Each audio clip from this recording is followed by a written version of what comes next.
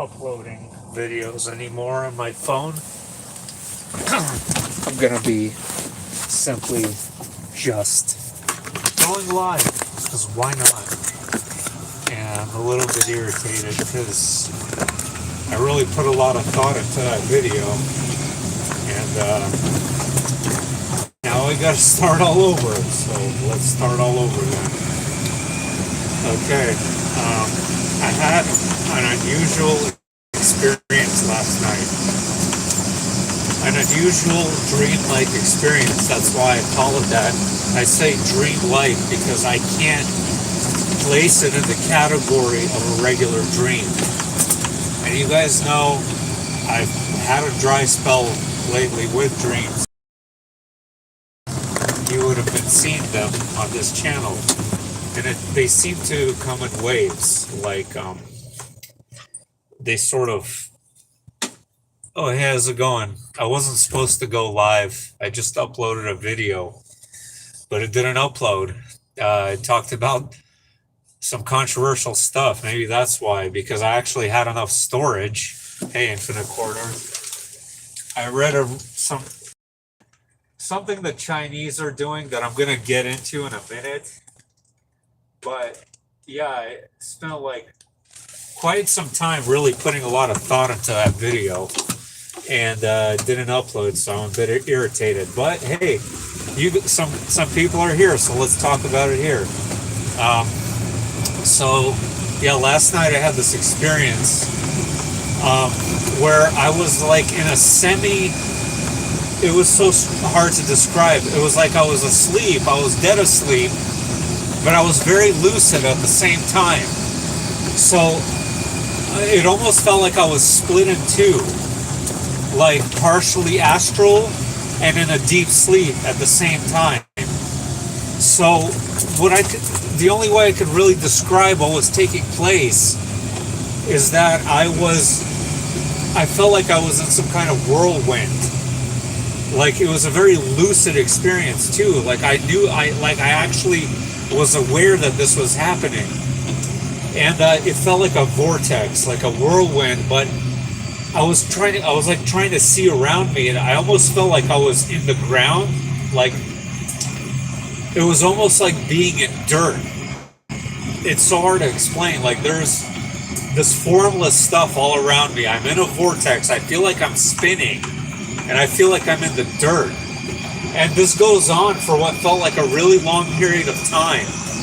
And it was really scary. It was really quite terrifying, actually.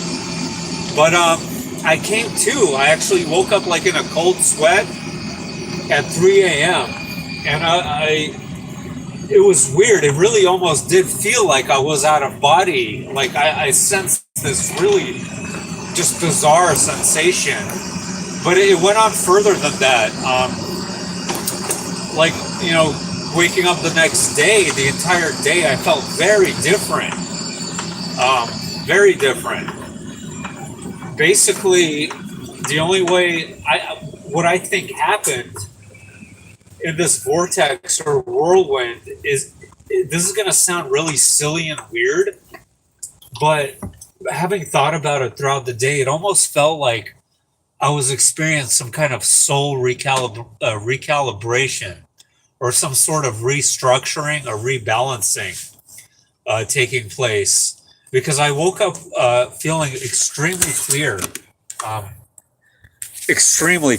and with this sense of like hyper lucidity. I don't know how to explain it, but I came here to work around sunset, right? So, and I look out into the view here, the horizon, and for a glimpse, I actually was able to see what we think of as, I don't know, the old Earth. Like I was in this moment of silence, and I was actually able to observe, life, and I was able to feel like this vibrancy from it, and that is something that's pretty rare, and that's why I attributed this to that dreamlike experience.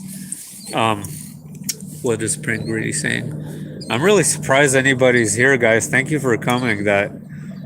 I'm really shocked anyone's here because I just announced this randomly. what's going on? Lost internet and decided to check YouTube when it came back on. Oh, okay. Cool. Yeah, so I don't know. It was a scary experience, but I almost feel like, hey, you too, Eddie. Love you too, man. I don't know. It almost felt necessary. It's so strange. So when I initially uploaded my video, guys, I divided it into 3 sections.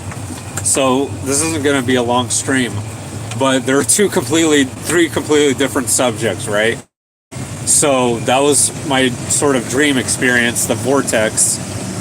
It was weird. Have you guys ever had that, by the way? Like, where it kind of almost felt like you're falling, like you're just falling and falling, but it wasn't like necessarily like dark or sinister. It just felt scary. Like, it's the only way I can explain it. Yeah, soul recalibration. I don't know why I said that word, but it just feels like a fit. I mean, that's more like a mechanics term, right? But it feels like a fitting term to use in this case. It didn't feel bad. Like I said, it felt like it felt scary because obviously, you know, if you're in that situation, if you're like in a vortex, it's gonna feel scary. That's just like naturally how it is. Well, I don't think it was anything like sinister though, or anything like intentionally trying to harm me. I didn't get that sense out of it. It was just more of a really odd sensation, basically. And I can't really call it a dream, guys. I can't. There was another, I guess the closest comparison I could make was a video I made about a year or so ago when I shared it on my channel, as a matter of fact, where I was standing upright and there was 2 beings on either side of me. And again, I felt extremely lucid, extremely awake, but I wasn't able to see their faces. And they were just standing there and they were extracting something from my mouth. And what was coming out of my mouth, it kept going on forever and it was painful. And it looked like this metallic, spongy like substance, like you would see in an industrial kitchen that had that kind of content. Like, it was hard to explain. So, okay, imagine like a wire brush or wire sponge, and it was really slimy. And they were extracting it from my mouth. And that was really strange. And that was like, why am I making this comparison was because, again, in that experience, I felt hyper lucid. I felt hyper aware and awake, just like in this one. So it wasn't really a dream, it was dreamlike, but it felt very real as well. And when I did make that video about a year or so ago, people were implying that I'm an abductee, and you know, as I've said many times, I can't confirm or deny that I am an abductee, so I have no idea, and there's probably lots of people out there that have no idea that they are or not, so maybe.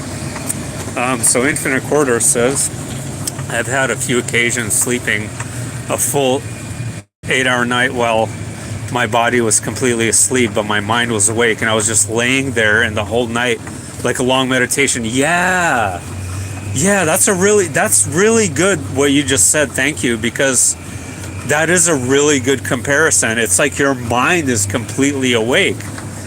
That's exactly it. But your body is dead asleep. Did you feel like there were others there, even if you didn't see them?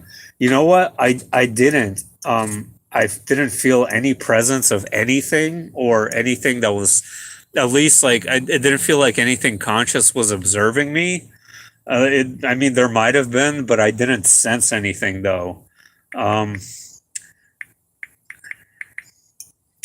So I'm going to get into part 2 of my video now. I know this is a little bit weird that I'm just, well, actually, you know what? I was going to get into a new Mandela Effect I didn't know about. So, but before I do that, guys, where is this article? I want to read you one of the weirdest, craziest things I have ever seen, and I'm not even exaggerating. Chinese scientists have developed an artificial womb, and you guys got to see this. To grow babies in. Yeah, that's right. There it is. If I remember correctly, they're advanced monks that practice conscious sleeping, like what you're talking about. It's considered a type of advanced meditation. Ooh, that's super cool. Yeah, I wouldn't be. I wouldn't be the least bit surprised. All right, just give me a second here. Let me find this article.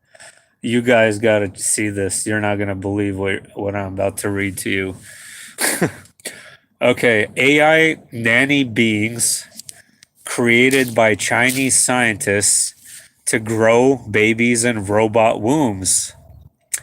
And the artificial intelligence nanny has arrived. Robots and artificial intelligence may now be used in conjunction to optimize the generation of human life, marking a significant milestone in the science. Robotics and artificial intelligence can now assist in the development of newborns via the use of algorithms and artificial wombs, which is eerily similar to what we see in the cult classic Matrix. According to the South China Morning Post, Chinese experts in Suzhou have pioneered the development of latest technological breakthrough. However, there are concerns about the ethical implications of raising human beings in an artificial environment. Well, yeah, I would agree that there are ethical implications, but maybe this is why I couldn't upload the video, by the way, because like I said, I had plenty of storage. Because I started talking crap about China and their very non-ethical practices. This world is getting to me too much. I don't think they have any semblance of anything ethical. So I'm just not even going to say it, okay? What I think about that is I think it's absolutely a terrible idea. It's an absolutely terrible idea because a baby needs to be nourished by a mother. There is a physical connection that is ingrained in biology, first of all. Second of all, further than just biology, there is a spiritual and emotional connection that a baby has in a mother's womb. If it's going to be grown in a freaking lab, obviously it's going to be cut off from that connection that the baby so desperately needs. You guys, many of you probably already know that traumatized mothers, when they're pregnant, then give birth to troubled children. Well, there's no surprise there because that entire process is important. Now, what's gonna, like, these babies are basically gonna be like freaking robots. They're not gonna have emotions. I think that's the goal anyway. They want to kill the emotion in the human. They want to kill God. They want to kill your connection to God. They just really want you to be like a droid, like a little ant-like worker bee, and especially China. And since they just got together with Russia, they're hell-bent on global domination now. So, yes, Infinite Quarter says, thanks for agreeing, Pengredy. I just learned about the actor-based reality conspiracy, and I realized that this entire world is absolutely fabricated in every level, and only true spirit within is the real. Yeah, it's definitely fabricated. Why I'm talking about the Mandela Effect so much? Oh, Nigel came on too. This is from Brave New World, right. I'm gonna only go on for a few more minutes, guys, because I gotta put my phone in the office and charge it, and gotta go back out here. But let me move on to this Mandela Effect, because it's all related, it's all connected, of course. There's no such things as things that are unrelated. So I'm glad you guys agree with me that it's very disturbing and children should not be raised in artificial wombs. I'm very happy about that. So how many of you guys have seen the movie Pulp Fiction? One of my favorites, I'll tell you that much. I probably saw it 10 times.